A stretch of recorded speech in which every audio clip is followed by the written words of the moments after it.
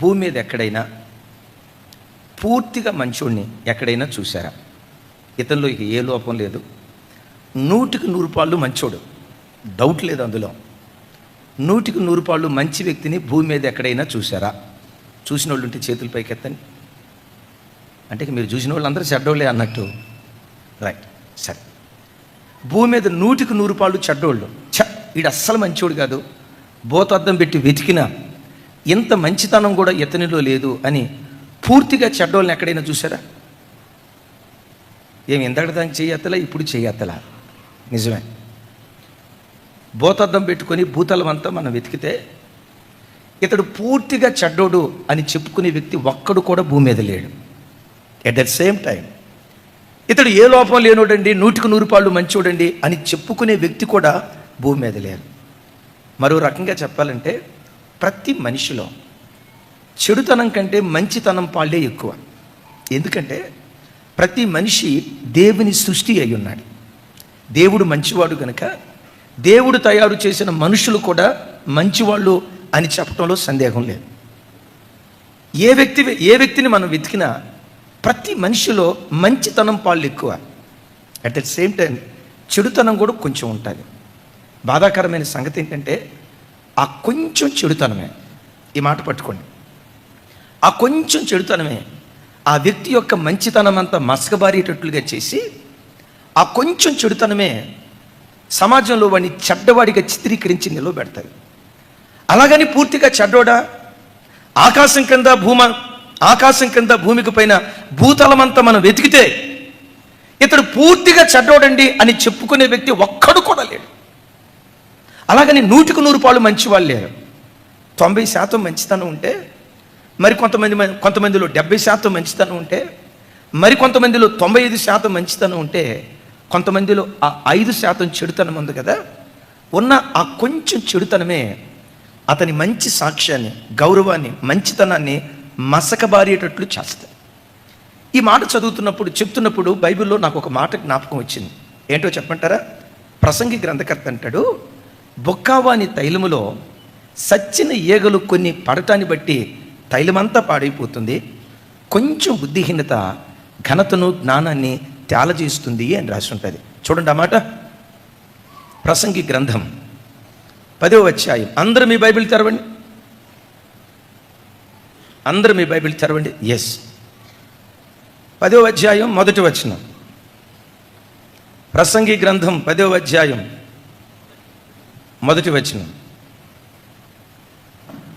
నాతో కలిసి చెప్పండి. బొక్కావాని తైలంలో పెద్దగా, బొక్కావాని తైలంలో చచ్చిన ఈగలు పడుట చేత అది చెడు వాసన కొట్టును, కొంచెం బుద్ధిహీనత త్రాసులో ఉంచిన ఎడల జ్ఞానమును ఘనతను తేలగొట్టును. నాకు సమాధానం చెప్పండి. ఎంత బుద్ధిహీనత? చెప్పాలి. ఎంత బుద్ధిహీనత? కొంచెం బుద్ధిహీనత జ్ఞానాన్ని ఘనతను తేలగొడుతును. ఇక్కడ అంటాడు, బొక్కవాడు తైలాన్ని తయారు చేశాడు. సహజంగా తైలం ఎందుకు తయారు చేస్తారు అమ్మా? సువాసనను వెదజల్లటానికి. ఎస్, అది సువాసన వెదజల్లే తైలమే, దాని లోపల కూడా సువాసన ఉంది. కానీ బాధాకరం ఏం జరిగిందంటే, సువాసన వెదజల్లుతున్న తైలంలో ఏం పడ్డాయట? చచ్చిన ఈగలు ఎన్నో పడ్డాయా? కొన్ని పడ్డాయా? ఎక్కువేం పడలా, కొన్ని పడ్డాయి. పడిన ఆ కొన్ని ఈగలను బట్టి సువాసన ఇచ్చే తైలం ఆ సువాసనను కోల్పోయి చెడ్డ వాసన ఇస్తుందట. ఎవరి బొక్కవాడు? ఎవరి తైలం? ఈ సువాసన వెదజల్లే తైలం ఎవరో తెలుసా? నీవు నేనే. మనల్ని తయారు చేసిన ఆ బొక్కవాడు ఎవరో తెలుసా? మన ఆరాధ్య దైవం ప్రభు అయిన యేసుక్రీస్తు వారు. దేవుడు మనల్ని తయారు చేసేటప్పుడు యథార్థవంతులుగానే సృష్టించాడు, కానీ మంచితనం సువాసన కలిగిన వ్యక్తులుగానే దేవుడు సృష్టించాడు. కానీ దేవుని సృష్టిలో ఎవ్వడు చెడ్డవాడు లేడు. కానీ బాధ ఏంటంటే, నీలో జొరబడే ఆ కొంచెం బుద్ధిహీనత, ఆ కొంచెం పొరపాటు ఏం చేస్తుందో తెలుసా? కొంచెం బుద్ధిహీనత జ్ఞానాన్ని ఘనతను తేలగొట్టినట్లుగా నీ మంచితనం అంతటిని పాడు చేస్తుంది. నీలో ఉన్న చిన్న బలహీనతలే. తమ్ముడు, నా వైపు చూడు, నువ్వు చాలా మంచోడివి. అన్నయ్య, నా గూర్చి నీకేం తెలుసు అని అంటావా? నీ గూర్చి నాకు తెలియదు, కానీ నిన్ను తయారు చేసిన దేవుని గూర్చి నాకు బాగా తెలుసు. ఎందుకంటే ఆయన సుగుణాల సంపన్నుడు, ఆయన చేతి పని ఎప్పుడూ శ్రేష్టం. అమ్మా, కొన్నిసార్లు నువ్వు అనుకోవచ్చు, నేను చాలా చెడ్డదండి, నా స్వభావం చాలా చెడ్డదండి అని నువ్వు అనుకోవచ్చు. నిన్ను చూసి కూడా కొంతమంది ఇది చాలా చెడ్డదండి, చండాల మనిషి అండి అని ప్రజలు నిన్ను అనుకోవచ్చు. కానీ నిన్ను కూర్చి నా దేవుని వాక్యం ఏం చెప్తుందో తెలుసా? నువ్వు చాలా మంచిదని, చాలా మంచిదానివి అనేది ఎంత వాస్తవమో కొన్ని చెడు గుణాలన్నీ ఉన్నాయనేది కూడా అంతే వాస్తవం. ఒక తల్లి చెప్తుంది, అన్నయ్య, నా వైపు చూడాలి అందరూ, అన్నయ్య మా ఆయన దేవుడు అన్నయ్య పగటిపూట. నాకు అర్థం కాల. మా ఆయన అంత మంచి ఆయన భూమి మీద ఉండడు అన్నయ్య పగటిపూట. మరి రాత్రిపూట ఏమైద్దమ్మా? రాత్రిపూట సొక్కేసాడా? మాకందరికి సొక్కలు చూపిస్తాడు అన్నయ్య. సొక్క అయినంతసేపు మా ఆయన అంత మంచోడు లేడు అన్నయ్య. అసలు మందు తాగనప్పుడు పలకరించినా పలకడు అన్నయ్య, పిలిచినా పలకడు అన్నయ్య, ఒక్క మాట అన్నాడు అన్నయ్య. మరి అదేం ఉన్మాద పువ్వుల్లో సొక్కేస్తాడా? ఇంట్లో వాళ్ళందరికీ రాత్రి కాలనైట్ ప్రేయర్ అయిపోద్దన్నయ్య. ఏం తిడతాడో ఏమంటాడో తెలియదు అన్నయ్య. మందు పడనంతసేపు మంచోడు అన్నయ్య, కానీ మందు పడిందా చెడ్డోడు అయిపోతాడని. చూడండి, అంత మంచి వ్యక్తిత్వం కలిగిన వ్యక్తి యొక్క వ్యక్తిత్వం మసకబారేటట్లు చేసింది ఒక చిన్న బుద్ధిహీనత. తమ్ముడు, చెల్లి, నీ జీవితంలో కూడా నువ్వు చాలా మంచిదానివి, కానీ చిన్న చిన్న పొరపాట్లు సమాజంలో నేను చెడ్డదానిగా, నేను చెడ్డవాడిగా చిత్రీకరిస్తున్నా. ఆ చచ్చిన ఈగలు నీలో ఏం పడ్డాయో ఈ వాక్యం వింటుండగా వాటిని కనుక నువ్వు తొలగించుకోగలిగితే యేసు నామం పేరిట నీవెప్పటికీ సుగంధాన్ని వీచే తైలముగానే ఉందువుగాక, పరిమళాన్ని వీచే తైలముగానే నీ ఉందువుగాక. నీ సువాసన అనేకులు ఆఘ్రానించి నీ సువాసనలో అనేకులు ఆస్వాదాన్ని పొందే కృపదేవుడిచ్చునుగాక. బైబిల్లో కొంతమంది పేర్లు చెప్తాను, మీకు తెలిసిన అభిప్రాయం చెప్పండి. ఏషావు, యాకోబు ఉన్నారు. ఎవరెవరమ్మా? ఏషావు యాకోబుల్లో ఎవరు మంచోళ్ళు? ఏషావు మంచోడా, యాకోబు మంచోడా? ఎవరు చెప్పట్లా? ఆ తర్వాత నేనేమంటానో నన్ను తెలియని భయం మీకుంది. నేను ఏమీ అన్నాను, మీకు తెలిసిన అభిప్రాయం చెప్పండి. బైబిల్లో మనం చదివాం కదా, ఏషావు యాకోబులు ఉన్నారు. ఏషావు మంచోడా, యాకోబు మంచోడా? ఓరే నాయనా, మీరు ఎందుకు చెప్పట్లేదంటే భూమి మీద ఎవరు చెడ్డోరు లేరు అన్నారు కదా అన్నయ్య. మరి ఇప్పుడు ఏషావుని చెడ్డోడంటే మేము దోషులు అయిపోతాం కదా. ఏదో తెలియని భయం మీ గుండెల్లో ఉంది. నో డౌట్ ఏషావు యాకోబు మంచోళ్లే, కానీ ఏషావు దగ్గరికి వచ్చేసరికి భ్రష్టుడు అంటాం, ఏషావు దగ్గరికి వచ్చేసరికి వ్యభిచారి అంటాం, ఏషావు దగ్గరికి వచ్చేసరికి భక్తిహీనుడు అంటాం. మనుషులందరూ అనుకుంటున్నట్లుగా ఏషావు అంత చెడ్డోడు కాదు. ఏషావులో మంచి కోణం రెండు చూపిస్తా. ఎంత చక్కటి గుణం కలిగినోడంటే, తండ్రిని మోసం చేసి జాస్తత్వాన్ని పొందుకున్న యాకోబు 20 సంవత్సరాలు పద్దనరాములో ఉండి తిరిగి వస్తున్నప్పుడు తన అన్నను బొట్టలో వేసుకోవటానికి, తన అన్న తన మీద దాడి చేయకుండా అన్నను బొట్టలో వేసుకోవటానికి కానుకలు పంపించాడు. యేసయ్యకి మహిమ కలుగును గాక. ఏం పంపించాడు? గొర్రెలను, మేకలను, గొడ్లను, ఒంటెలను, పశువులను, తాను సంపాదించిన యావదాస్తిలో కొంత, చూడండి, కొంత ఏషావు కానుకగా పంపించాడు. ఈ కానుకంతా ఏషావుకు ఉచితంగా వస్తుంది. ఏషావు చూశాడు, సహోదరుడా, ఈ గొర్రెల మంద, మేకల మంద, పశువుల మంద ఎవరికి, ఎందుకు తీసుకొచ్చావు అని అడిగితే యాకోబు ఏం చెప్పాడు? ఏషావు స్పందన ఏంటో చూడండి. ఒకసారి చూడండి, ఆదికాండం 33వ అధ్యాయం 9-10 వచనాలు. అందరూ చూడండి, ఆదికాండం 33వ అధ్యాయం 9-10 వచనాలు నాతో కలిసి. అప్పుడు ఏషావు, 8వ వచనం చూడు తమ్ముడు, 8వ వచనం కొంచెం నాతో కలిసి అందరు పెద్దగా చెప్పండి. ఏషావు నాకు ఎదురుగా వచ్చిన ఆ గుంపంతయు ఎందుకని అడుగగా అతడు, నా ప్రభువు కటాక్షము నా మీదకు వచ్చుటకే అని చెప్పిన. 9వ వచనం. అప్పుడు ఏషావు, సహోదరుడా, నాకు కావలసినంత ఉన్నది, నీది నీవే ఉంచుకొనమని చెప్పాను. నా వైపు చూడండి. ఏషావు వ్యక్తిత్వం ఎలాంటిది మీరు చెప్పండి. ఇక్కడ చూశారు కదా, ఇంత విస్తారమైన కానుకలు యాకోబు ఉచితంగా ఏషావుకి ఇస్తున్నాడు. మనిషికున్న గుణం ఏంటంటే ఫ్రీగా వస్తే ఫినాయిల్ కూడా వదిలిపెట్టాడు. ఏం వదిలిపెట్టాడు మీకు తెలుసా? మొన్న మధ్య మన తెలుగు రాష్ట్రాల్లో చాలామంది ఎమ్మెల్యేలకి వైట్ రేషన్ కార్డు ఉంటుందంట. White ration card. పాపం ఆ ఎమ్మెల్యేలు ఎంత పేదోళ్ళు అంటే ఒక్కొక్కరికి కేవలం 250 ఎకరాలు మాత్రమే పొలం ఉందంట. ఎంత పేదోళ్ళో చూడండి. ఆ పేదోళ్ళకి చెప్పండి ఏ కార్డు ఉంది? 700 ఎకరాల కాసాం ఒక మినిస్టరు. తెలంగాణ ప్రభుత్వం ఇచ్చే రైతు బంధును వదిలిపెట్టలేదంట మినిస్టర్ ఆయన.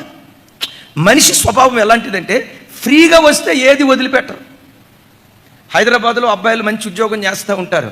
ఊరిలో తల్లి గవర్నమెంట్ ఇచ్చే ఫంక్షన్ కోసం నా కొడుకులు ఇద్దరూ చచ్చిపోయారని సర్టిఫికేట్ పెట్టేస్తుంది. దేనికోసం? గవర్నమెంట్ ఇచ్చే 100 రూపాయలు 1000 రూపాయల కోసం 2000 రూపాయల కోసం.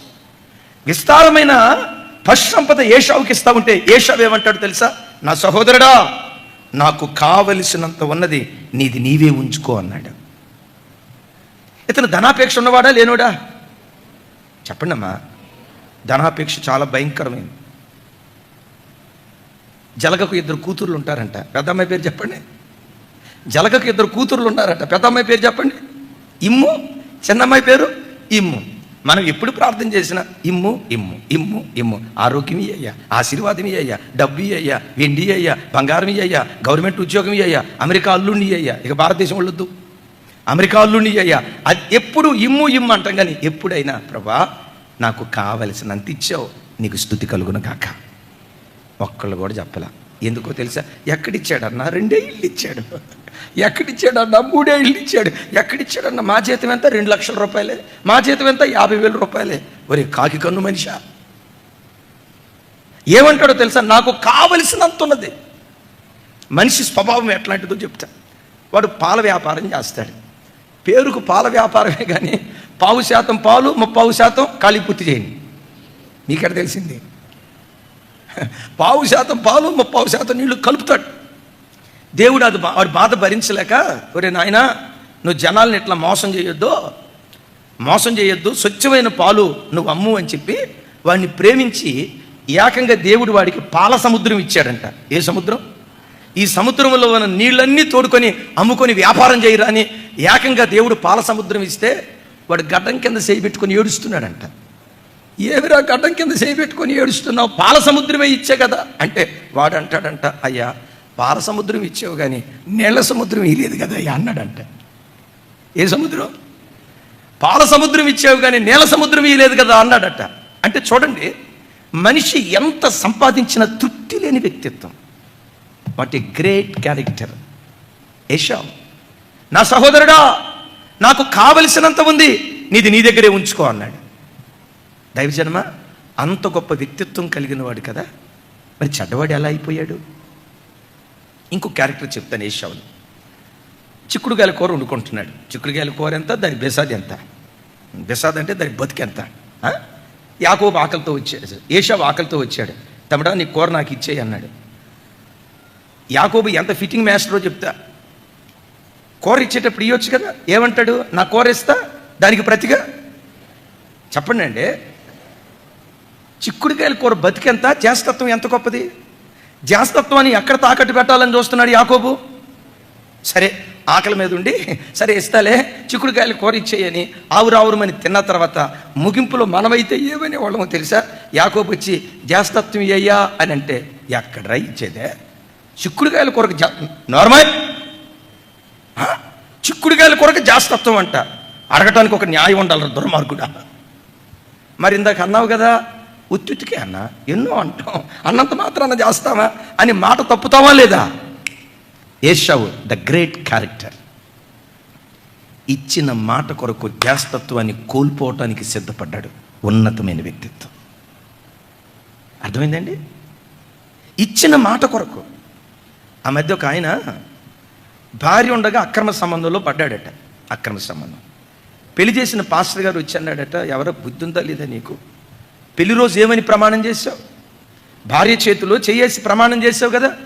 ఆ రోజు చేసిన ప్రమాణం ఏంటి? కలిమియందు, లేమియందు, వ్యాధియందు, ఆరోగ్యమందు, అనారోగ్యమందు ఇతరులను నొల్లక నా పెండ్లి భార్యగా నేను చేసుకొనుచున్నాను, ఇతరులను ఆశించక అని ప్రమాణం చేసావుగా. ఇప్పుడు నువ్వు చేసేదేంట్రా అంటే మనోడు అన్నాడంట పాస్టర్ గారితో పట్టుకుని, నేను ప్రమాణం చేయలా, మీరు చెప్పమన్న మాటలు చెప్పా అంతే. పెళ్లిలో మీరు చెప్పమన్నారు కదా, మీరు చెప్పిన మాటలు నేను చెప్పా. చాలాసార్లు దేవుని పెట్టారా, చిన్న నష్టం మనకు కలగబోతుంటే మాట మారుస్తాం. ఏషావు అన్నాడు చూసారా, చిక్కుడుకాయల కూర దగ్గర జ్యేష్ఠత్వం ఇస్తానన్నాడు. చిక్కుడుకాయల కూర తిన్న తర్వాత జ్యేష్ఠత్వాన్ని ఇచ్చేసాడు యాకోబుకి. ఇంత వెండి బంగారాలు ఇస్తున్నా నాకు వద్దన్నాడు. ధనాపేక్ష లేని, మాటకు నిలవబడే ఈ ఏశావు ఎందుకు భ్రష్టుడయ్యాడో తెలుసా? తైలమే చచ్చిన ఈగ ఒకటి పడింది. ఏంటో చెప్పమంటారా? ఆశా నిగ్రహ తెలియని మనస్సు, ఆశలను నిగ్రహించుకోలేని వ్యక్తిత్వం, ఈ మహోన్నతమైన వ్యక్తిత్వం మస్కబారతానికి కారణమైపోయింది. ఆకలితో వచ్చాడు. యాకోబుతో ఏమంటున్నాడు? చిక్కుడుగాయలు కూర అన్నాడు. నీ చిక్కుడుగాయలు కోరేవా, నా చిక్కుడుగాయలు కోరేవాలంటే జాస్తత్వం నాకు ఇవ్వండి అంటాడు. అక్కడ ఏశావు అనే మాట ఏంటో తెలుసా? నేను చనిపోబోచుండగా జాస్తత్వం నాకెందుకు, జాస్తత్వం తీసుకొని చిక్కుడుగాయలు కూర అన్నాడు. ఒక మాట అంట, ఒక్క పూట భోజనం చేయనంత మాత్రాన చచ్చిపోతారా? మీరు చచ్చిపోయేటట్టే ఉన్నారు. ఒక్క పూట భోజనం చేయకపోయినంత మాత్రం చచ్చిపోతారా? మనకు 21 రోజు ఉపవాస ప్రార్థన వచ్చే నెల నుంచి. 21 రోజులు ఏం నేను ఏం బాగానే ఉన్నాగా. కొంతమంది 40 రోజులు ఉంటారు. దైవజనరాలు నాకు జ్ఞాపకం, అప్పట్లో ప్రతి సంవత్సరం 40 రోజులు ఉపవాసం ఉండేది. సేవకుల పిల్లలు కొంతమంది ఉంటారు. 40 రోజులు జరగకపోయినా ఏం కాలేదు కదా. మరి ఒక్క పూట భోజనం చేయకపోతే చచ్చిపోతాడా? తన కళ్ళతో చూస్తే ఆశను నిగ్రహించుకోలేని ఆ ఒక్క బలహీనత మహోన్నతమైన వ్యక్తిత్వాన్ని దిగజార్చింది. తమ్ముడు, నీ జీవితంలో కూడా కొన్ని బలహీనతలు ఉంటాయి, నిగ్రహించుకోలేవు. 10 మందిలో ఉన్నప్పుడు gentleman, you are gentleman. ఎప్పుడైనా ఒంటరిగా ఉన్నప్పుడు, ఒంటరిగానే ఉన్నా కదా, ఎవరు లేరు కదా, నేను ఒక్కడనే ఉన్నా కదా, శత్రువు నిన్ను శోధిస్తాడు. ఫోర్నోగ్రఫీ చూడు, ఒంటరిగానే ఉన్నావు, గమనించండి. చూడకూడదు అని అనుకుంటావు. ఆ నిగ్రహించుకునే ఆ వ్యక్తిత్వం లేకపోవటాన్ని బట్టి నీ మహోన్నతమైన వ్యక్తిత్వాన్ని దిగజార్చేది నీలో నిగ్రహ తెలియనటువంటి గుణం. ఏశావు ఇంత మహోన్నతమైన వ్యక్తిత్వం కలిగిన వాడు. అతని సాక్ష్యం మస్కబారటానికి కారణం ఏంటంటే ఆశా నిగ్రహత లేనటువంటి వాడు.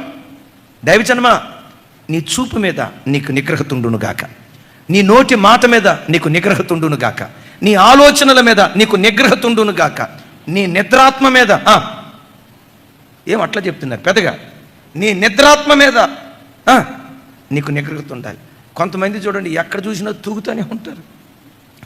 ఈ తూగే బాచి ఎంత విచిత్రమైందంటే, ఒక మాట చూడండి. రూపాంతరపు కొండ మీరు విన్నారు కదా, ఏ కొండరా తల్లి? రూపాంతరపు కొండ మీద ఎవరు రూపాంతరం చెందారు? నేను కారులో వచ్చేటప్పుడు ఒక పెద్ద ఆయన చెప్తున్నాడు, రూపాంతరపు కొండ మీదే యేసయ్య ఎందుకు రూపాంతరం చెందారంటే, గత కాలాల్లో ఇశ్రాయేలు దేశం మీద అనేక మంది అన్ని రాజులు యుద్ధం చేసి, బబులోనీయులు కానీ, అషూరియులు కానీ, మాదీయ పారసీకులు కానీ ఇశ్రాయేలు దేశం మీద దాడి చేసి ఆ దేశాన్ని స్వాధీనపరుచుకున్న తర్వాత ఈ రూపాంతరపు కొండల మీద వాళ్ళ విగ్రహాలను పెట్టేవాళ్ళట. మా దేవతా శక్తులను బట్టి మిమ్మల్ని మేము గెలుచుకున్నామని ఆ విగ్రహాలను రూపాంతరపు కొండ మీద పెట్టారట.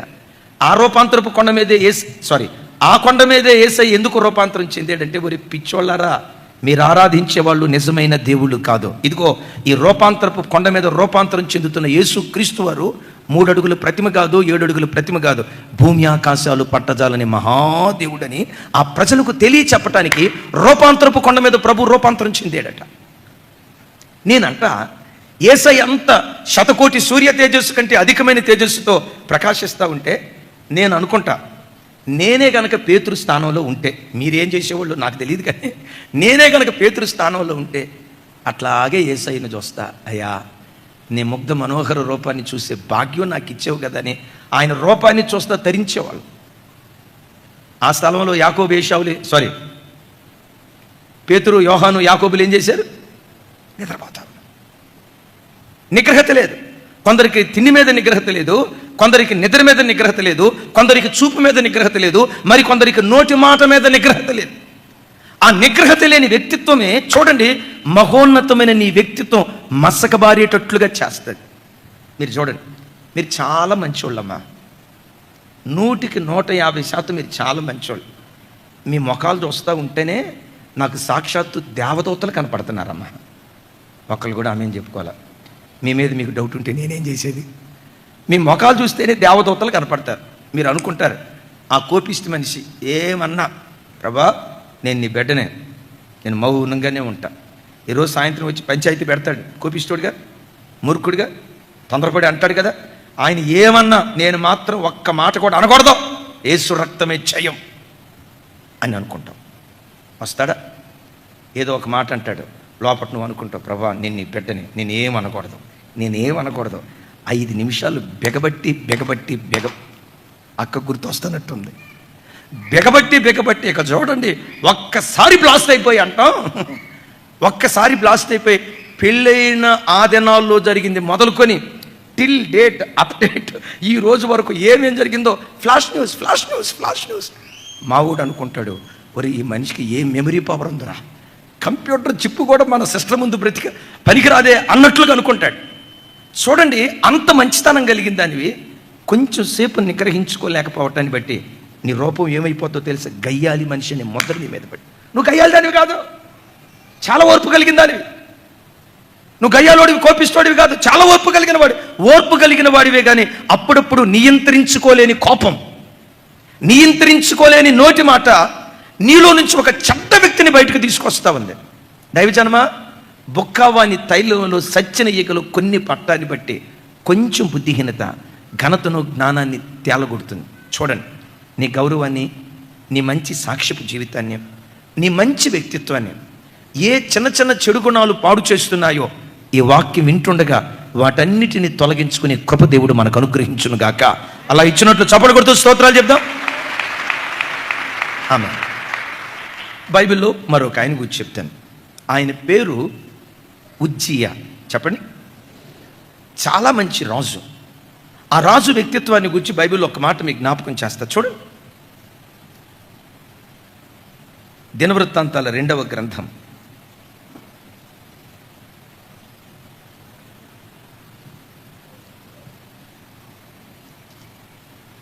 2వ గ్రంథం 26వ అధ్యాయం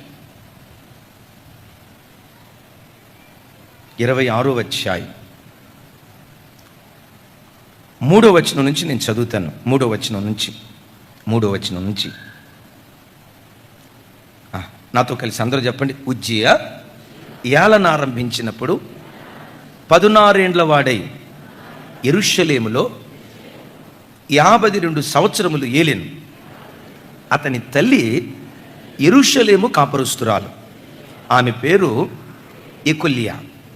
అతడు తన తండ్రి అయిన అమజ్యా చర్య అంతటి ప్రకారము యెహోవా దృష్టికి యథార్థముగా ప్రవర్తించెను. యేసయ్యకి మహిమ కలుగును గాక. అసలు 5వ వచనం కూడా, 5వ వచనం, దేవుని ప్రత్యక్షత విషయమందు తెలివిగల జకరియా దినములలో అతడు దేవుని ఆశ్రయించెను. అతడు యెహోవాను ఆశ్రయించినంత కాలము దేవుడు అతనిని వర్ధిల్ల చేసెను. దేవునికి చప్పట్లు కొడుతూ స్తోత్రాలు చెప్దాం. 3వ వచనం, ఉజ్జియా ఏలన ఆరంభించినప్పుడు 16 ఏండ్ల వాడై. ఒకసారి చూడండి, ఏ వయసులో రాజయ్యాడు చెప్పండి రా తల్లి? 16 ఎట్ ద ఏజ్ ఆఫ్ 16. మంచి టీనేజ్లో రాజు అయ్యాడు. ఎన్ని సంవత్సరాలు పరిపాలన చేశాడు? 52 సంవత్సరాలు పరిపాలన చేశాడు. అద్భుతం ఏంటంటే 16వ సంవత్సరం అంటే చిన్న వయసు నుండే దేవుడైన యెహోవాను ఆశ్రయించటం ప్రారంభించాడట. దీనికి కలిగిన ఘనత అతని కన్న తల్లికి కన్న తండ్రికి వెళ్ళిపోద్ది. ఎకొల్యా చాలా భక్తి కలిగిన తల్లి. దైవజనమా చూడండి, ఒక వయసుకు వచ్చిన తర్వాత ప్రభు దగ్గరికి రావటం కంటే బాల్య దినాల నుండి దేవుని యందు భయభక్తులు కలిగి బ్రతకటం ఒక మనిషికి దేవుడిచ్చిన మహా గొప్ప భాగ్యం. అది చెప్దాం ఆమేన్. నడి వయసుకు వచ్చిన తర్వాత కొంతమంది ప్రభు దగ్గరికి వస్తారు, యవన వయసుకు వచ్చిన తర్వాత కొంతమంది ప్రభు దగ్గరికి వస్తారు, మరి కొంతమంది వృద్ధాప్యానికి వచ్చిన తర్వాత ప్రభు దగ్గరికి వస్తారు. ఏ వయసులోనైనా ప్రభు దగ్గరికి రావచ్చు. కానీ ఒక్క మాట చెప్తాను, నీ బాల్య దినముల యందే నీ సృష్టికర్తను స్మరణకు తెచ్చుకోవటం ఒక మనిషికి దేవుడిచ్చే మహా గొప్ప భాగ్యం. పిల్లలు చిన్నతనం నుంచి దేవుని యందు భయభక్తులు కలిగి బ్రతకాలంటే తల్లిదండ్రుల పాత్ర చాలా ప్రాముఖ్యమైనది. తల్లిదండ్రులారా ఒకసారి చూడండి, మీరు ఒక వయసుకు వచ్చిన తర్వాత ప్రభువును తెలుసుకొచ్చి ఉండొచ్చు. 18 సంవత్సరాలు, 20 సంవత్సరాలు, 25 సంవత్సరాలు ఒక వయసుకు వచ్చిన తర్వాత మీరు ప్రభువును తెలుసుకుని ఉండొచ్చు. కానీ మీ పిల్లలను మాత్రం వాళ్ళు చిన్నతనం నుంచే హల్లెలూయా స్తుతిగానాలతో మీ పిల్లలను మీరు పెంచుదురుగాక. నేనున్నా చాలాసార్లు బాధపడతాను. నాకు తెలిసి 18వ సంవత్సరం వరకు ఆదివారం చర్చికి వెళ్ళిన జ్ఞాపకం లేదు. వెళ్ళాం, సంవత్సరానికి వచ్చి 2 సార్లు వెళ్ళాం. ఎప్పుడో తెలుసా? క్రిస్మస్. మా సంగతి మీకేడ తెలుసమ్మా? ఒకటి క్రిస్మస్, రెండవది జనవరి పండుగమ్మా. ఈస్టర్ అంత ఏం లేదు మనకి. క్రిస్మస్ ఒకటి, జనవరి 1. ఆ రోజు కూడా ఎందుకు వెళ్ళేవో చెప్పమంటారా? మనం వేసుకున్న కొత్త బట్టలు చూపించడానికి, దేవుని మీద భక్తితో కాదు. తెలియదు ఆ రోజుల్లో. నాకు తెలిసి 17వ సంవత్సరం వరకు మందిరానికి వెళ్ళినట్లుగా కానీ, మోకరించి ప్రార్థన చేసినట్లుగా కానీ, ఒక సంఘంలో కట్టుబడినట్లుగా కానీ నాకు తెలియదు. నేను అనుకుంటా అప్పుడప్పుడు, దేవా, చిన్నతనం నుంచే నేను మీ సన్నిధిలో పెరుగుంటే ఎంతమంది దైవ సేవకుల ఉపదేశాలు వినేవాళ్ళమో, ఎంతమంది దైవ సేవకుల బోధ వినేవాళ్ళమో. మనసులో బాధ అనిపిస్తుంది. నేనంట, నీకు ఆ భాగ్యం దొరకకపోయినా నీ పిల్లలకు ఆ భాగ్యం దొరికేటట్లుగా చిన్నతనం నుంచే నీ పిల్లలను దేవుని సముఖంలో పెంచుదువుగాక. కొంచెం గట్టిగా చెప్తే మేమన్. గతంలో ఒకసారి చెప్పాను, ఒక వయసుకు వచ్చిన తర్వాత వాళ్ళను నువ్వు మౌల్డ్ చేయలేవు. ఒక వయసుకు వచ్చిన తర్వాత వాళ్ళకి ఏదైనా నువ్వు నేర్పాలనుకుంటే నేర్పలేవు. అవసరమైతే వాళ్ళే నీకు నేర్పుతారు. వాడికి ఏదైనా నువ్వు నేర్పుదాం అనుకుంటే వాళ్ళే నీకు నేర్పుతారు. అందుకని వాక్యం ఏమంటుందో తెలుసా? బాలుడు నడవవలసిన త్రోవను వానికి నేర్పు, పెద్దవాడైన తర్వాత వాడు దానిలో నుండి. ఎప్పుడు నేర్పాలి? స్వరం ఎత్తాలి. ఎప్పుడు నేర్పాలి? పిల్లలు బాలురుగా ఉన్నప్పుడే, పసిపిల్లలుగా ఉన్నప్పుడే, నీ ఒడిలో పరుండి వాళ్ళు పాలు త్రాగేటప్పుడే, నువ్వు గర్భవతి అయినప్పుడే, వాళ్ళు బాలురుగా ఉన్నప్పుడే దేవునిని గూర్చిన జ్ఞానం తల్లిదండ్రులు పిల్లలకి ఇవ్వాలి. ఇవ్వకపోతే ఏం జరిగిద్దో చెప్తాను. మన దేశంలో పొడవుగా ఉండే కూరగాయ ఏది చెప్పండి? పొడవుగా ఉండే కూరగాయ ఏది? పెద్దగా చెప్పండి రా తల్లి. ఏ కాయ? పొట్లకాయ. పొట్లకాయని ఇంగ్లీష్లో ఏమంటారు? స్నేక్ కాయ. ఎవరా మనిషి? స్నేక్ కాదమ్మా, స్నేక్ గార్డ్. స్నేక్ గార్డ్ అంటారు. పొట్లకాయని స్నేక్ గార్డ్ అని ఎందుకంటారో తెలుసా?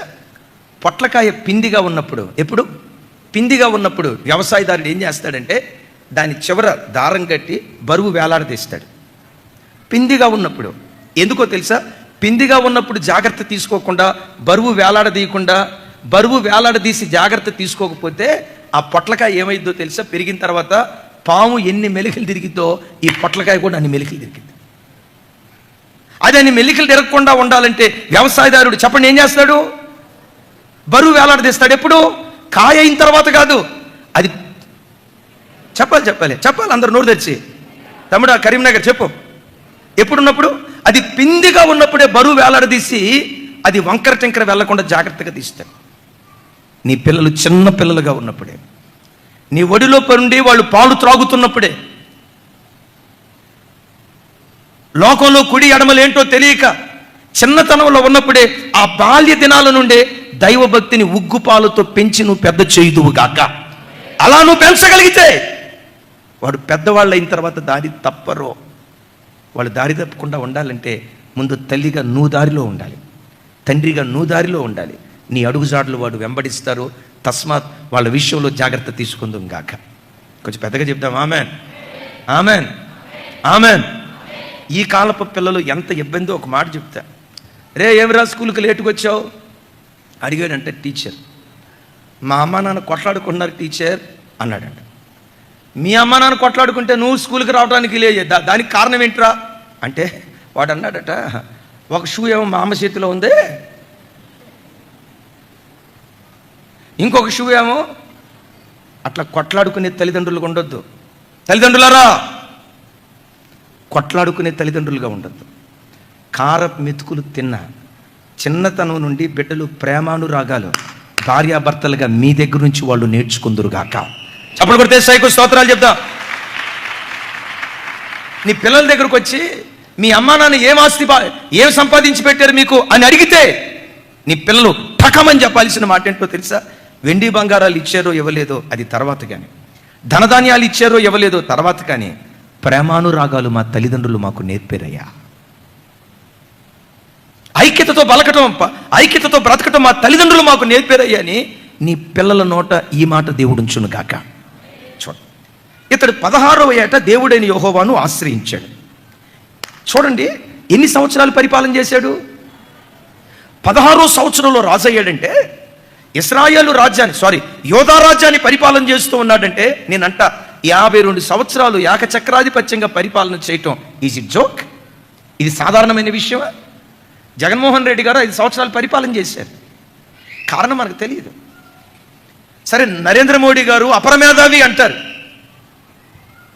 2 సార్లు ఎలక్షన్లో బంపర్ మెజారిటీతో వచ్చాడు.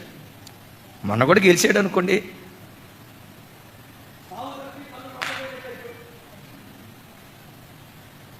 వింటున్నారా? సావు తప్పింది కానీ ఇప్పుడే ఎట్టుంటే నాలుగోసారి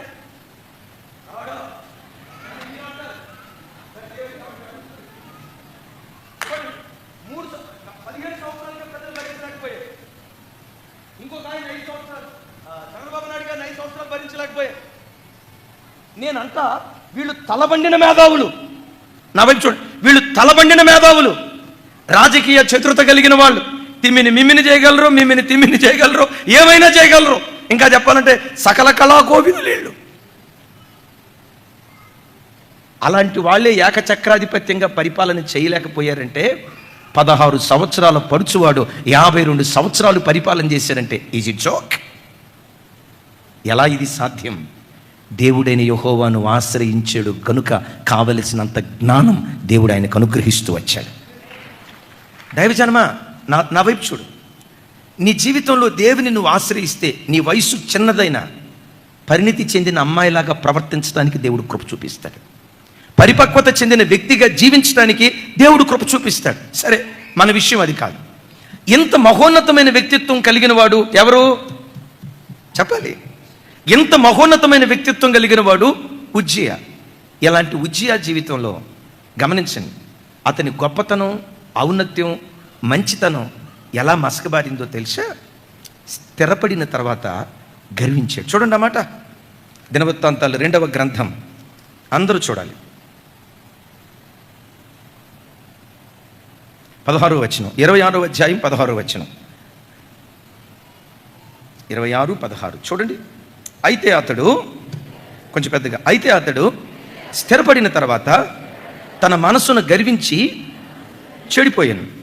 అతడు ధూపవేదిక మీద ధూపము వేయుటకై యెహోవా మందిరములో ప్రవేశించి తన దేవుడైన యెహోవా మీద ద్రోహము చేయగా యాజకుడైన అజర్యాయు అతనితో కూడా ధైర్యవంతులైన యెహోవా యాజకులు 80 మంది అతని వెంబడించి లోనికి పోయిరి. 18వ వచనం పెద్దగా చెప్పాలి. వారు రాజైన ఉజ్జియాను ఎదిరించి, ఉజ్జియా యెహోవాకు ధూపము వేయుట, యెహోవాకు ధూపము వేయుట, ధూపము వేయుటకై ప్రతిష్ఠించబడిన అహరోను సంతతి వారైన యాజకుల పనియే గాని నీ పని కాదు. పరిశుద్ధ స్థలములో నుండి బయటకు పొమ్ము, నీవు ద్రోహము చేసి ఉన్నావు. దేవుడని యెహోవా సన్నిధిన ఇది నీకు ఘనత కలుగు చేయదని చెప్పగా 19వ వచనం కూడా కొంచెం అందరూ ఉజ్జియా ధూపం వేయుటకై ధూపార్తిని చేతబట్టుకుని రౌద్రుడై యాజకుల మీద కోపము చూపెను. యెహోవా మందిరములో ధూపపు పీట పక్కన అతడు ఉండగా యాజకులు చూచుచుండగానే ఉన్నప్పుడు అతని నుదుట, అతని నొసట కుష్టు రోగము పుట్టెను. ప్రధాన యాజకుడైన అజర్యాయును యాజకులందరూ అతని వైపు చూడగా అతని నొసట కుష్టుగలవాడై ఉండెను గనుక వారు తడువు చేయక అక్కడి నుండి అతని బయటకు వెళ్ళగొట్టిరి. యెహోవా తను మొత్తినని ఎరిగి బయటకు వెళ్ళుటకు తానును త్వరపడెను. రాజైన ఉజ్జియా తన మరణదినము వరకు రోగి అయి యెహోవా మందిరములోనికి పోకుండా ప్రత్యేకింపబడిన గనుక అతడు ప్రత్యేకముగా ఒక ఇంటిలో నివసించుచుండెను. ఒకసారి చూడు, ఇంత మహోన్నతమైన వ్యక్తిత్వం మసకబారిపోయింది. ఎందుకో చెప్పంటారా? హృదయంలో పుట్టినటువంటి గర్వం. ఎప్పుడు గర్వం పుట్టింది? వాక్యం అంటుంది అతడు స్థిరపడిన తరువాత. ఎప్పుడు? అతడు స్థిరపడిన తర్వాత మనస్సునందు గర్వించిన వాడైనట్లుగా లేఖనాల్లో రాయబడింది. దైవజనమా చూడండి, ఏ వ్యక్తిలోనైనా పేద స్థితిలో ఉన్నప్పుడు దీనంగా కనపడతాడు. నేనంట పేద స్థితిలో ఉన్నప్పుడు కనపడే దీనత్వం ఒరిజినల్ దీనత్వం కాదు. సంపన్న స్థితిలోకి వచ్చిన తర్వాత కూడా అలా దీనుడు అయ్యాడు అనుకోండి, అది ఒరిజినల్ క్యారెక్టర్. అందుకని సామెతలో ఒక మాట రాసింది, ఒకనికి కలిగిన కీర్తి చేత అతని గుణాన్ని పరిశీలించవచ్చు అంటాడు. అతని వ్యక్తిత్వం ఎలాంటిదో ఎప్పుడు బయటపడిద్దాయి అంటే అతనికి కలిగిన కీర్తి చేత. యేసయ్యకి మహిమ కలుగును గాక. మన ఉప్పల సర్వీస్లో చెప్పాను, ఇజ్రాయేల్ ఇట్రా, బాగున్నావు, ఇట్రా త్వరగా. ఇప్పుడు ఇస్రాయేల్కి నేనంటే భయం. మంచి దీన మనస్కుడు. చూడండి తలకాయ ఎట్ట ఉంచాడు, వాళ్ళది కొంచెం పైకి లేకపోవచ్చు, తలకాయ ఉంచాడు. మా దగ్గరకు వచ్చి మాట్లాడేటప్పుడు కూడా అన్న అని మాట్లాడతాను. గమనించండి, కొత్తగా సేవకు వచ్చాడు చిన్నోడు. సరే ఇప్పుడు చేతులు కట్టుకొని దీనంగా మాట్లాడాడు అంటే తన పొజిషన్ అది. ఇప్పుడు తలొంచింది ఒరిజినల్ క్యారెక్టర్ కాదు. అలాగే నువ్వు యాక్టింగ్ చేస్తున్నావు అని అంటలేదు ఇజ్రాయేలు, ఇది ఒరిజినల్ కాదు. ఇతడు నిజంగా దీనుడు అనేది ఎప్పుడు తెలిసిందో తెలుసా? నాకంటే ఈ బిడ్డ గొప్పగా వాడబడును గాక, వేవేల కొలది ప్రజలకు తండ్రిగా మార్చబడును గాక, లక్షల కోట్ల కొలది ప్రజలకు దేవుని వాక్యాన్ని ప్రకటించే దైవజనుడిగా ఈ బిడ్డను దేవుడు ఆశీర్వదించును గాక. అలా ఆశీర్వదించబడిన తర్వాత కూడా ఎట్లా నిలవబడ్డాడు అనుకోండి, అది నిజమైంది. ఒకడు ఒరిజినాలిటీ ఎప్పుడు బయటపడిద్దో తెలుసా? ఏమీ లేనప్పుడు ఎవడైనా దీనుడుగా ఉంటాడు. సైతాన్ ఏం చేస్తాడో తెలుసా? కొంచెం నీకు డబ్బు పెరిగితే, కొంచెం హోదా పెరిగితే, కొంచెం అంతస్తు పెరిగితే, మీరు ఎరుగుదురు కదా, ఈ సామెత అందరికీ తెలుసు.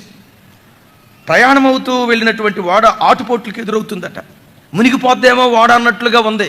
మనోడు వచ్చి, మల్లయ్య గారు కాస్త జాగ్రత్తగా తోలండి, నాకు భయం అయిపోతుంది, నాకు ఈత రాదు, మల్లయ్య గారు అన్నాడంట. ప్రయాణమే వెళ్తున్నంతసేపు ఆ ఓడ తాఫీగా ఒడ్డుకెళ్ళిపోయింది, దిగిపోయారు. మల్లయ్య వచ్చి, సార్ ఇంత కష్టపడుతూలే కదా, ₹1 ఎక్కువేయండి అంటే మా ఓడు అన్నాడట, పోవయ్య బూడి మల్లయ్య అన్నాడట. విన్నారా? ప్రయాణమై వెళ్ళేటప్పుడు ఏమన్నాడు? మల్లయ్య గారు అన్నాడంటే ఆ వినయం, ఆ గౌరవం భయాన్ని బట్టి వచ్చిందా, నిజంగా వచ్చిందా? చెప్పాలి. దైవజనమా, మీరున్నారు యవ్వన పిల్లలు, మీరు చిన్నపిల్లలుగా ఉన్నప్పుడు అమ్మ అమ్మ అమ్మ అని అమ్మ కొంచెం దిగారంటే అది నిజమైన దీనత్వం కాదు. మీరు ఒక డిగ్రీకి వచ్చిన తర్వాత, మాస్టర్ డిగ్రీ, పీజీ డిగ్రీ చేసిన తర్వాత, అప్పుడు కూడా ఏ పని చేయాలన్నా అమ్మ అమ్మ అని అడిగారు అనుకోండి, అది నిజమైనటువంటి దీనత్వానికి ఉండే లక్షణం. సహజంగా ఏం జరిగిద్దంటే, 10వ తరగతి వరకు అమ్మా నాన్న గీసిన గీతలో ఉంటారు. 10వ తరగతి అయిపోయిందా, అమ్మా నాన్నకి మా ఓడి గీత గీస్తాడు. నాకు తెలిసిలే డాడీ, నేనేమన్నా చిన్నపిల్లోడినా. చూడండి, ఇంటర్మీడియట్కి వెళ్ళి అనే మాట మారిపోతుంది. కూర్చో. ఈ ఉజ్జియా జీవితంలో ఏం జరిగిందంటే, స్థిరపడిన తర్వాత మనస్సునందు గర్వించాడు. దైవజనమా, గర్విస్తుడుకుండే గుణాల్లో ఓ చెడ్డ గుణం ఏంటో తెలుసా? ఎవడైనా తన తప్పు చెప్పాడంటే పొరపాటు నినడం. కొంతమంది చూడండి, వాళ్ళని ఏమీ అన్నంతసేపు యేసు ప్రభుకు స్వయాన తమ్ముళ్ళండి. ఎప్పుడు పెద్దగా చెప్పాలి ఈ మాట. ఆ సిస్టర్ని ఏమీ అన్నంతసేపు మరియమ్మ తల్లికి స్వయాన అక్క, గాబ్రియల్ దూతకు చెల్లెలు. ఏమీ అన్నంతసేపు పొరపాటున వాడు తప్పు చెప్పామా, యేసు ప్రభు తమ్ముడు కాస్త లూసిఫర్కి అన్నైపోతాడు. ఏమీ అన్నంతసేపు చాలా మంచోడు. మీరు ఎక్కడైనా చూడండి, ఎవరిదైనా తప్పు చెప్పాము అంటే గమనించండి, ఆ మనిషిని ఎంతసేపు పొగిడినా, ఎస్ మీరు చెప్పిందంతా కరెక్ట్ అండి, మీరు చెప్పిందంతా కరెక్ట్ అండి, పొగుడుతూ ఉంటే అబ్బా ఈ అయ్యగారు ఎంత మంచోడో అని అనుకుంటాడు. పొగుడుతూ ఉన్నాం అనుకోండి, మనోని చూసి శ్రీరామ్, రాజాతి రాజా, రాజగంభీర, రాజమార్తాండ, నంబర్ 1 సన్నాజుడైనా పొగుడుతూ ఉన్నారనుకోండి, మా అయ్యగారు అంత మంచోడు లేడంటారు. ఎప్పుడైనా ఎదుటివాడి తప్పు చెప్పాము అంటే సహించలేము. ఎవరైనా నీ తప్పు చెప్తున్నారు అంటే ఆ తప్పు వినటానికి నువ్వు చెవి యొక్కట్లేదంటే సుమి, నీలో గర్వం ఉందేమో, జాగ్రత్త. గర్విస్తోడు తనకు తాను నీతిమంతుడిగా కనపడతాడు. ఆ గర్వపు గుణం ధూప వేదిక దగ్గరకు వచ్చి ధూపం వేస్తా ఉంటే, అయ్యా నువ్వు వేయొద్దు, ఇది నీకు శాపం, అయ్యా నువ్వు వేయొద్దని 80 మంది యాజకులు వ్యతిరేకంగా నిలవబడిన ధూపం వేశాడు. చివరికి అక్కడ ఏమొచ్చింది? నుదుట కుష్టి వచ్చింది. చూసారా? ఆ చిన్న గర్వం, పెద్దల మాటకు లోబడని ఆ వ్యతిరేకించే గుణం, ఎంత మహోన్నతమైన వ్యక్తిత్వం కలిగిన ఉజ్జియాని చరిత్ర పుటల్లో ఓ చెడ్డరాజుగా మిగిల్చింది. చెల్లి నా వైపు చూడు, తమ్ముడా నా వైపు చూడు. నీకన్నీ తెలుసు అనుకుంటాం. నీ తల్లిదండ్రులు తలబండిన వాళ్ళు, నీ దగ్గర జ్ఞానం ఉంటే వాళ్ళ దగ్గర అనుభవ జ్ఞానం ఉంటుంది. ఏది మంచో ఏది చెడో వాళ్ళు నీకు చెప్పినప్పుడు వినయ మనస్సు కలిగిన దానిగా నువ్వు వింటే ఆ విధేయత నిన్ను ఘనతకు నడిపించునుగాక. అందరం చెప్తాం ఆమేన్. నిన్ను ఘనతకు నడిపించునుగాక. గమనించండి, ఈ తిరుగుబాటు స్వభావం. పెద్దలు వచ్చి నాయనా ఇది తప్పు, నాయనా ఇది తప్పు అని చెప్తా ఉంటే లెక్కలేని తనంతో వెళ్ళిపోయాడు, చెడ్డరాజుగా మిగిలిపోయాడు. అమ్మా, నిన్ను ఎవరైనా గద్దిస్తే, నీ ఇంట్లో పెద్దోళ్ళు ఎవరైనా ఏదైనా ఒక మాట అంటే లెక్కలేని తనంతో వెళ్తున్నావా? త్రోసివేస్తూ వెళ్తున్నావా? ఆ గర్వపు మనసే నీ మంచి సాక్ష్యాన్ని మసకబారేటట్లుగా చేస్తుంది. దేవుని యొక్క వాక్యం మాట్లాడుతుంది. ఉజ్జియా ఎంత మంచి గొప్ప రాజు, చెడ్డవాడిగా మిగిలిపోవటానికి గర్వము, ఎదిరించే స్వభావం ఈ వ్యక్తిని చెడ్డవాడిగా మార్చింది. మరొక వ్యక్తి గురించి చెప్పి నేను ముగిస్తా. ఏషావు చాలా మంచోడు, సాక్ష్యం మసకబారిపోయింది నిగ్రహత లేక. ఉజ్జియా చాలా మంచోడు, మంచి వ్యక్తిత్వం కలిగిన వాడు, కానీ అతనిలో ఉన్న ఆ గర్వపు మనసు అతని మంచి జీవితం మసకబారేటట్లు చేసింది. మరో వ్యక్తి ఎవరో తెలుసా? ఇస్కరియోతు యోధా. ఇస్కరియోతు యోధా యేసయ్య సేవకు వచ్చాడు. నేనంట సేవకు వచ్చాడంటే సేవ చేయాలనే ఆలోచనతో వచ్చాడా, విచ్చలవిడిగా బ్రతకాలని వచ్చాడా? చెప్పాలరా. సేవ చేయాలనే వచ్చాడు, నీతిగా బ్రతకాలనే వచ్చాడు. యేసయ్య దగ్గర వాక్యం విని యేసయ్య దగ్గర సేవకు వచ్చాడంటే ఎంత అద్భుతమైన సేవ చేయాలని వచ్చాడో. అందరిని విడిచిపెట్టి దేవుని సన్నిధికి వచ్చాడు. ఒక వ్యాఖ్యానకర్త చెప్తాడు, యేసయ్య దగ్గర సేవ చేయడానికి వచ్చిన 12 మంది అపోస్తుల్లో ఎక్కువ శాతం అందరూ పామరులు, జాలరులు. వీళ్ళందరిలో బాగా చదువుకున్న విద్యావేత్త ఇస్కరియోతు యోధానంట. ఎవరండి? ఎవరు? ఇస్కరియోతు యోధా ఏమై ఉన్నాడు? విద్యావేత్త, బాగా చదువుకున్నవాడు. కొంతమంది అంటారు ఈ యోధా గోత్రికుడు అంటారు. ఇజ్రాయేలు 12 గోత్రాల్లో యోధా గోత్రం సుప్రీం గోత్రం, బాగా చదువుకున్నవాడు. దైవజనమా, అలాంటి ఇస్కరియోతు యోధా దేవుని సేవకు వచ్చిన తర్వాత అపవాది అతని హృదయంలో ఒక దుష్ట మనసు పుట్టించాడట. చూడండి ఆ మాట. యోహాను సువార్త 13వ అధ్యాయం 2-3 వచనాలు. 2-3 వచనాలు చూడండి. యోహాను సువార్త 13వ అధ్యాయం 2-3 వచనాలు నాతో కలిసి. వారు భోజనము చేయుచుండగా పెద్దగా ఆయనను అప్పగించవలెనని సీమోను కుమారుడగు ఇస్కరియోతు యోధా హృదయములో అపవాది ఇంతకుముందు ఆలోచన పుట్టించి ఉండెను. ఒకసారి చూడండి, నా వైపు చూసి సమాధానం చెప్పండి. యేసయ్యకు ఎంతమంది అపోస్తులు ఉన్నారు? 12 మంది. ఈ 12 మందిలో బాగా విద్యావేత్త ఎవరు? ఇస్కరియోతు యోధా. సైతానుగాడు ఎవడి మీద టార్గెట్ పెట్టాడు? ఇప్పుడు ఆ 12 మందిలో ఇస్కరియోతు యోధా మీదే సైతానుగాడు గురిపెట్టాడు. ఒక భక్తుడు ఇలా అంటాడండి, ఇస్కరియోతు యోధా స్థానం అంట క్రొత్త నిబంధనలో అపోస్తులైన పౌలు గారు ఉన్నారు కదా, పౌలు గారు ఎంత గొప్పగా సేవలో వాడబడ్డాడో వాస్తవంగా ఆ స్థానం ఇస్కరియోతు యోధాదట. యోధాను దేవుడు అంత గొప్పగా వాడుకోవాలనుకున్నాడట. దేవుని ప్రణాళిక అంత గొప్పగా ఉంటే ఆ ఇస్కరియోతు యోధా మీదే సైతానుగాడు మనసు పెట్టి యోధాను దారి తప్పించాలని ప్రయత్నం చేశాడు. ఒకసారి నా వైపు చూడండి. వాని మనసులోనే దుష్టాలోచన పుట్టించాడు. తమ్ముడు, చెల్లి, చాలాసార్లు నువ్వు దేవుని కొరకు బ్రతకాలనుకున్నా నీ హృదయం లోపటే కొన్ని దుష్టాలోచనలు వస్తున్నాయి, రాకూడని దుష్ట తలంపులు వస్తున్నాయి. రాకూడదు అని నువ్వు అనుకుంటావు, అలాంటివి నా దరికి రాకూడదు అని నువ్వు మనసులో కూడా అనుకుంటావు. కానీ ఏం జరిగిందో తెలుసా? నీ హృదయంలోనే ఆ దుష్టాలోచనలు వస్తాయి. ఎందుకో చెప్పంటారా? నీ మీద దేవునికి గొప్ప ప్రణాళిక ఉన్నది కనుక ఆ ప్రణాళిక పాడు చేయటానికి సాతాను నీ మీదే వాడు గురి పెట్టుకుంటాడు. నిన్నే ఎందుకు పడగొట్టాలనుకుంటాడో తెలుసా? నీలాంటి వాడి మీద సాతాను ఎందుకు గురి పెడతాడో తెలుసా? నీ మీద దేవునికి ఉన్న ప్రణాళికలు గొప్పవి. అసలు నీ మీద దేవునికి ఉన్న ప్రణాళిక, ఒక దైవ సేవకుడిగా నా హృదయపు లోతులో నుంచి చెప్తున్నాను, నీ తల్లి వంశంలో నీ తండ్రి వంశంలో ఎవరిని దీవించనంతగా నిన్ను దీవించాలని దేవుడు అనుకున్నాడు. నిన్ను తలమానికగా నిలవబెట్టాలని దేవుడు అనుకున్నాడు. నీ తండ్రి వంశంలో కానీ నీ తల్లి వంశంలో కానీ నీ పురాతన కాలంలో ఎవరిని నిలవబెట్టలేనంతగా నిన్ను నిలవబెట్టాలని దేవుడు అనుకున్నాడు. అది సైతానుగాడు ఎరిగి నీ మీద దేవునికి ఉన్న ప్రణాళిక నెరవేర్చబడకుండా ఈ యవనమ్మాయి ఏ శోధనకు లొంగిద్ది? ఒక అబ్బాయికి లొంగిద్దా? ఒక అమ్మాయికి లొంగుతుందా? ఒక సినిమా దగ్గర లొంగుతుందా? ఇతడు ఏ పాపానికి లొంగుతాడని సాతాను నీ మీదే గురిపెట్టి నీ హృదయంలో దుష్టాలోచనలు పుట్టిస్తున్నాడు. జాగ్రత్త తమ్ముడు. నీకెప్పుడైనా శోధనలు ఎక్కువైపోతున్నాయి, దుష్టాలోచనలు నీ మనసులో ఎక్కువ అవుతున్నాయి అంటే, నేను మంచిదాన్ని కాదు అందుకనే నాకు ఈ పాడు బుద్ధి, నా వ్యక్తిత్వం మంచిది కాదు అందుకనే నాకు ఈ పాడు ఆలోచనలు వస్తున్నాయి అని నిన్ను నీవు కించపరుచుకోకు. నీకే ఆ దుష్ట ఆలోచనలు ఎందుకు వస్తున్నాయో తెలుసా? నీకు రాలా, సైతానుగాడు పుట్టిస్తున్నాడు. ఎందుకు తెలుసా? నీ మీద దేవునికి ఉన్న ప్రణాళిక గొప్పది కనుక. బైబిల్లో ఏ భక్తునైనా చూడండి, గొప్ప గొప్ప ప్రణాళికలు దేవునికి ఎవరి మీద ఉన్నాయో వాళ్ళకే గొప్ప గొప్ప శోధనలు వచ్చాయి. ఈరోజు వాక్యం వింటున్న నీ బ్రతుకులో గొప్ప గొప్ప శోధనలు నువ్వు ఎదుర్కొంటున్నావంటే గుండె లోతులో నుంచి విశ్వసించు, నీ మీద దేవునికి ఉన్న ప్రణాళిక బహు గొప్పదిగా ఉంది. అయితే ఇప్పుడు ఏం చేయాలి? వాడిని టెంప్ట్ చేసేటప్పుడు దురాలోచనలు పుట్టిస్తాడు.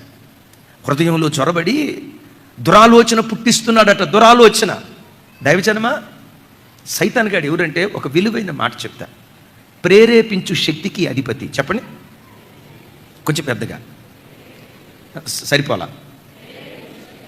అంటే వాడు ఏం చేస్తాడంట? ప్రేరేపిస్తూ ఉంటాడు. సైతాన్ గాడు దురాశలతో నిండుకున్నవాడండి. వాడికి ఉన్నదంతా దురాశలే. మంచి ఆశ ఆలోచన సైతాన్ గాడికి ఉండదు. అయితే దురాలోచనలు ఉన్నాయి, దురాశలు ఉన్నాయి. కానీ ఒక మాట అడుగుతా, దురాశలు నెరవేర్చుకోవడానికి ఏముండాలి? శరీరం ఉండాలి. సైతాన్ గాడికి శరీరం ఉందా? లేదు. దురాశలు అయితే ఉన్నాయి కానీ దురాశలు నెరవేర్చుకోవడానికి సైతాన్ గాడికి శరీరం లేదు. అప్పుడు వాడు ఏం చేస్తాడంటే శరీరం కలిగిన ఒక మనిషిని వెతుకుతాడు. ఎట్లాగో చెప్తా. సైతాన్ గాడికి సిగరెట్ తాగాలని ఉంది అనుకోండి. ఏం తాగాలని ఉంది? సిగరెట్ తాగాలంటే ఏముండాలి? నోరు ఉండాలి, నోట్లో పెట్టుకోవడానికి వేళ్ళు ఉండాలి, దమ్ము గట్టిగా లాగటానికి ఊపిరి ఉండాలి. సైతాన్ గాడికి శరీరం ఉందా? లేదు. ఇప్పుడు ఎవరిని వెతుకుతాడంటే శరీరం కలిగిన ఒక మనిషిని వెతుకుతాడు. వీడు మందిరానికి వచ్చేవాడు, మంచికి భక్తిగా బ్రతికేవాడు. ఏదో ఒక బలహీన సమయంలో కొంత అవిధేయత చూపించాడు. ఆ అవిధేయతను బట్టి సైతాన్ గాడు వాడి లోపలికి వచ్చి ఏం చేస్తాడో తెలుసా? ప్రేరేపిస్తూ ఉంటాడు. సిగరెట్ తాగు, సిగరెట్ తాగు, సిగరెట్ తాగు, సిగరెట్ తాగు. ఎవరు లేరు ఇక్కడ, నువ్వు అక్కడవే ఉన్నావు, నువ్వు తాగింది కూడా ఎవరికి తెలియదు. అయినా వాసన వస్తుందని భయపడతావా? ఏం భయపడద్దు. ఇంటికి వెళ్ళేటప్పుడు ఒక్కపడి వేసుకొని వెళ్ళిపో, లేకపోతే స్ప్రేనా స్ప్రే కొట్టుకొని పో, వాసన రాదు అని చెప్పి చూడండి రేపుతా ఉంటాడు. ఈ వ్యక్తి ఏం తాకూడదు అనుకున్నాడు. నేను బాప్తిస్మం తీసుకున్నావాడిని, రేపు మొప్ప బాప్తిస్మం తీసుకోవాలని నేను ఈ పాడు పని చేయడం నేను చేయకూడదు, నేను తాకూడదు, ఈ సిగరెట్ ముట్టు, నేను నీతిగా బ్రతకాలి అని అనుకుంటూనే సైతాన్ గాడు లోపటుండి ప్రేరేపించడాన్ని బట్టి ఆ ప్రేరేపణకు లొంగి సిగరెట్ తీసుకుంటాడు, వెలిగిస్తాడు, దమ్ము లాగుతాడు. సిగరెట్ అంతా అయిపోయిన తర్వాత సైతాన్ గాడు ఏం చేస్తాడో తెలుసా? వాడు ఆశ తీర్చుకొని వెళ్ళిపోయిన తర్వాత సిగరెట్ తాగిన ఈ ఆత్మీయుడు దేవుని పెట్టి ఏం చేస్తాడో తెలుసా? గడ్డం కింద చేయి పెట్టుకొని నేను తాగకూడదు అనుకుంటాను, అవసరంగా తాగే, నేను అనుకుంది ఏంటి, నేను చేసింది ఏంటి, ఇప్పుడు తలబాదుకుంటాడు. ఇప్పుడు తలబాదుకుంది ఎవరో తెలుసా? ఒరిజినల్ వ్యక్తి. మిమ్మల్ని అడుగుతా, తాగింది ఎవరు? ఒరిజినల్ వాడు కాదు. వాడు లోపల దూరినటువంటి సైతాను శరీరాన్ని రేపి తాగు అని పురికొల్పుతాడు. వాడు ఆశ తీర్చుకుంటాడు, పక్కకి వెళ్ళిపోతాడు. దైవజనమా, ఇస్కరియోతు యోధా హృదయాన్ని దుష్టుడు ఎలా రేపాడో జాగ్రత్త. నీ హృదయాన్ని కూడా రేపుతాడు, నీ హృదయాన్ని కూడా పురికొల్పుతాడు. చెడ్డ వాటి వైపు నువ్వు ఆకర్షితుడయ్యేటట్లుగా, చెడ్డ వాటి నువ్వు చేసేటట్లుగా నీ హృదయాన్ని వాడు రేపుతాడు, జాగ్రత్త. ఇస్కరియోతు యోధాను రేపితే అపోస్తులుడిగా ఎంచబడాల్సినోడు బాధాకరం ఏంటో తెలుసా? ఊరేసుకుని చచ్చిపోయాడు. ఏమండి, ఒక అన్యుడు ఊరేసుకున్నాడంటే పోనీలే అనుకోవచ్చు. దేవుని దగ్గరికి రాలేనోడు అట్లా చనిపోయాడంటే పోనీలే అనుకోవచ్చు. సరే, ఒక విశ్వాసాల ఎవరి వల్ల చేయకూడదు? యేసయ్యను కన్నులారా చూసి 3.5 సంవత్సరాలు యేసయ్యతో ఉండి యేసయ్య మహాత్యాన్ని కన్నులారా అనుభవించిన ఈ ఇస్కరియోతు యోధ ఎలా ఈ పని చేయగలిగాడు? అతని హృదయములో పుట్టించిన దుర్బుద్ధి మహోన్నతమైన వ్యక్తిత్వం మసకబారేటట్లుగా చేసింది. తమ్ముడు, చెల్లి, నువ్వు చాలా మంచోడివి, నమ్ము నా మాట, నువ్వు చాలా మంచిదానివి. నీలాంటి మంచి వ్యక్తిత్వం నీ ఇంట్లో ఎవరికీ లేదు. నీలాంటి మంచి వ్యక్తిత్వం నీ ప్రాంతంలో ఎవరికీ లేదు. మంచి వ్యక్తిత్వం ఉంది అనేది ఎంత వాస్తవమో చచ్చిన ఈగలు కొన్ని పడుతున్నాయి అనేది కూడా అంతే వాస్తవం. ఇప్పుడు అవి పడకుండా ఉండాలంటే ఏం చేయాలి? ఒక పాత్రలో చచ్చిన ఈగలు పడ్డాయంటే, తైలం ఉన్న పాత్రలో చచ్చిన ఈగలు పడ్డాయంటే కారణం ఏమై ఉండొచ్చు? దానికి ఏమి లేదని చెప్తాం. అమ్మ మీరే చెప్పాలా? మీకు దానికి చాలా లింక్ ఉంటుంది అని చెప్పండి. దానికి ఏమి లేదు, ఆ పాత్రకు మూత లేదు అని అర్థం. సంఖ్యాకాండంలో చూస్తాం కదా, మూతలేని ప్రతి పాత్ర అపవిత్రము అని రాసు. ఏంటి మూత? చెల్లి, నా వైపు చూడు. నీ కళ్ళకు మూత పెట్టుకో, నీ నోటి మాటకు మూత పెట్టుకో, నీ తలంపులకు మూత పెట్టుకో. మూత కలిగిన పాత్రగా నువ్వు బ్రతికితే చచ్చిన ఈగ ఏది నీ దగ్గరికి రాకుండా నీ చుట్టూత దేవుడు కంచి వేయును గాక. పరమగీతాల్లో చక్కటి మాట రాస్తుంది, అది చదివి ప్రార్థన చేస్తాను. పరమగీతాలు 4వ అధ్యాయం 12వ వచనం. పరమగీతాలు 4వ అధ్యాయం, అందరూ చూడాలి ఆ మాట, బహు విలువైన మాట.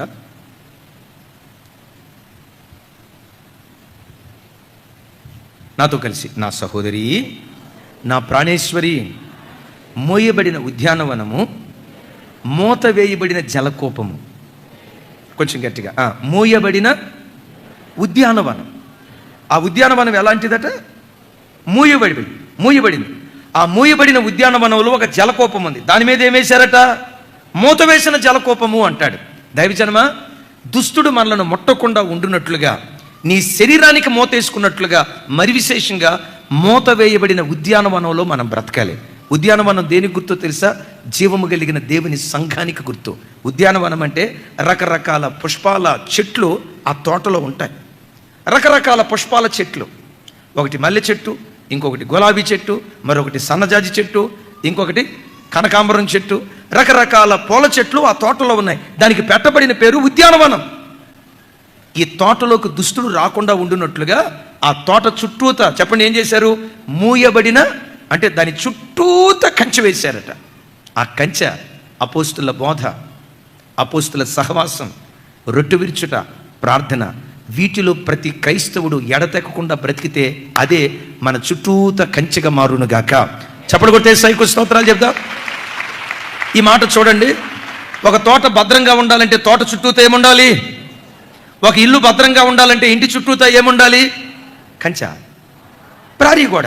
ఇంటి చుట్టూత ప్రారీ గోడ ఉన్నట్లుగా తోట చుట్టూత కంచె వేస్తాడు. 4 మూలల, ఇటొక మూల, అటొక మూల, అటువైపు ఇటువైపు చుట్టూత కంచె వేసినట్లుగా విశ్వాసి, నీకు నాకు కంచె ఏదో తెలుసా? నంబర్ 1 అపోస్తుల బోధ, నంబర్ 2 సహవాసం, నంబర్ 3 రొట్టె విరుచుట, నంబర్ 4 ఎడతెగని ప్రార్థన. ఈ 4 అనుభవాలు ఎవరికి ఉంటాయో ఇది మనకు మూతగా మారిపోద్ది. మూత కలిగిన పాత్రలోకి చచ్చిన ఈగలు రాకుండా ఎప్పటికీ ఎన్నటికీ నువ్వు తైలంగానే సువాసనను వీచుదువుగాక. ముగిస్తున్నా చూడండి, ఇక్కడ ఎవ్వరూ పూర్తిగా చెడ్డోళ్ళు లేరు.